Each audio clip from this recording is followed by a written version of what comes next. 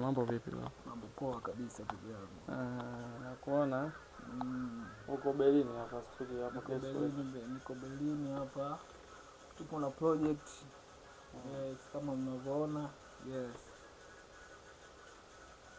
Aha. Hilo ni siku ya ngapi hapa Berlin kwenye residence yao? Nice garden na siku ya 20 au 15. Kama na siku 15. Na siku zote hizo unafanya muziki wa singeli? Siku zote muziki wa singeli tu. Hakuna kitu kingine unafanya bwana? Hakuna kitu kingine, ni muziki wa singeli tu. Ningependa kuambia nini mashabiki zangu kwa sababu imekuwa kama tuseme ni bahati kwa sababu umekuja tu huku na nini, pia ikawa ndo kipindi ambacho albamu yako pia inatoka.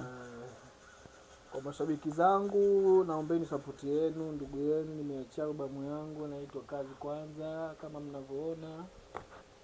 Kwa hiyo naombeni support yenu kubwa sana.